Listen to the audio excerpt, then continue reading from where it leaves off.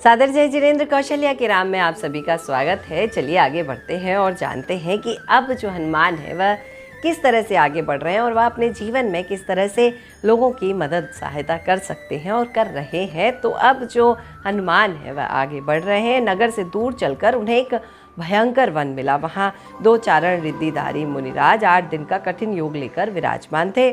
उन मुनियों के पाँव कोष दूरी पर 3 कन्याएं विधि पूर्वक घोर तप कर रही थी। हनुमान ने देखा दोनों मुनि महाअग्नि से ग्रस्त हो रहे हैं, वृद्ध युगल के समान निश्चल खड़े हैं। हनुमान के हृदय में उनके प्रति बड़ी आस्था उत्पन्न हुई। हनुमान ने शीघ्रता से जल खींच मेघ में धारण किया और आकाश में ऊंचे जाकर अत्यधिक वर्षा की। उन पर बरसे हुए जल से वह दावाग्नि शांत हो गई। दावाग्नि का अर्थ है यहाँ पर अग्नि, शांत हो गई। भक्ति से भरा हनुमान जब तक नाना प्रकार के पुष्प आदि सामग्री उन दोनों मुनियों की पूजा करते रहते हैं और 3 मनोहर कन्याएं मेरु पर्वत की प्रदक्षिणा देकर उनके पास आ गईं। उन्होंने ध्यान में तत्पर दोनों मुनियों को हनुमान के साथ साथ विनयपूर्वक नमस्कार किया। हनुमान की इस प्रकार प्रशंसा की किया हो, तुम्हारे जिनेंद्र देव में बड़ी भक्ति है, सो शीघ्रता से कहीं जाते हुए तुमने मुनियों के आश्रय से हम सबकी रक्षा की है। हमारे निमित्त से यह महाउपद्रव हुआ, सो मुनियों को रंच मात्र भी प्राप्त नहीं हो पाया।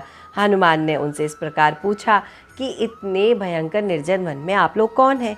उन कन्याओं में जो ज्येष्ठ कन्या थी वह कहने लगी कि हम तीनों दधि मुख नगर के राजा गंधर्व की अमरा नामक रानी की पुत्रियां हैं। किसी दिन हमारे पिता ने अष्टांग निमित्त की ज्ञाता मुनिराज से पूछा कि हे भगवान, हमारी पुत्रियां किस स्थानों पर जाएंगी? उत्तर में मुनिराज ने कहा कि जो युद्ध में साहस गति को मारेगा वह कुछ दिनों में इनका भर्ता होगा। चिरकाल तक याचना करने पर भी जब अंगारक हम लोगों को नहीं पा सका, तब वह हम लोगों को दुख देने के कारणों से चिंता में निमग्न हो गया। हम लोगों का एक ही मनोरथ रहता है कि हम साहस गति को नष्ट करने वाले उस वीर को कब देखेंगे। हम तीनों कन्याएं मनोनुगामिनी विद्या को सिद्ध करने के लिए इस वन में आई थी। यहाँ रहते हुए हम लोगों को 12वां दिन है और इन दोनों मुनियों को आए हुए 8वां दिन है। इस दुष्ट अंगारक ने हम लोगों को यहाँ देखा और पूर्वोक्त संस्कार के कारण वह क्रोध पूर्वक परिपूर्ण हो गया। हम लोगों को वध करने के लिए उसने उसी क्षण 10 दिशाओं में धूम और अंगार की वर्षा करने वाली अग्नि युक्त कर दी। जो विद्या 6 वर्ष से भी अधिक समय में बड़ी कठिनाई से सिद्ध होती है, वह विद्या उपसर्ग का निमित्त पाकर आज ही सिद्ध हो गई। तो यदि इस आपत्ति में आप सब नहीं यहाँ पर नहीं होते तो इन मुनिराजों के साथ में हम भी जल जाते। इस तरह की बात उन गंधर्व कन्याओं ने कही। तो हनुमान राम के आगमन आदि को लेकर यहाँ तक के आने का वृत्तांत सब उन्हें सुना दिया। समाचार सुनकर गंधर्व राजा ने अमरा रानी के साथ वहाँ पहुँचकर गंधर्व पुत्रियों को बड़े वैभव के साथ किष्किंधपुर ले जाकर तीनों कन्याएं राम को समर्पित कर दी। हनुमान त्रिकुटाचल के सम्मुख पहुँच गए। इस कथा में हमने ये जाना कि किसी का किसी से मिलन पूर्व ही निश्चित होता है और तीनों कन्याओं का निश्चित था। दोनों मुनिराजों पर उपसर्ग हो रहा था।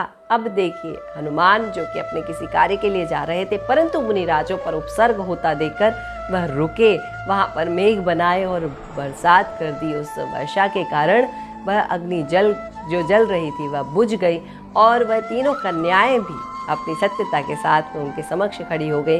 अन्यथा देखिए ना, 2 महान मुनिराज और 3 सिद्ध कन्याओं की वहाँ पर मृत्यु हो जाती। हनुमान ने एक पुण्य का कार्य किया। इस तरह से अगर किसी मुनिराज पर कभी कोई विकट समस्या आ जाए या कोई समस्या हमें दिख रही है, तो हमें लगता है कि हम सभी को उन मुनिराज के उस उपसर्ग को दूर करने का प्रयास अवश्य करना चाहिए।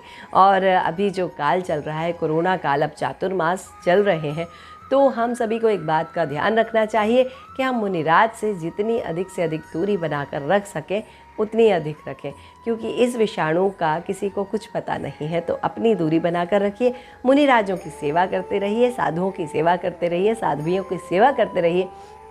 आप सबका मंगलमय हो, यही कामनाओं के साथ प्रणाम, नमस्कार, जय जिनेंद्र।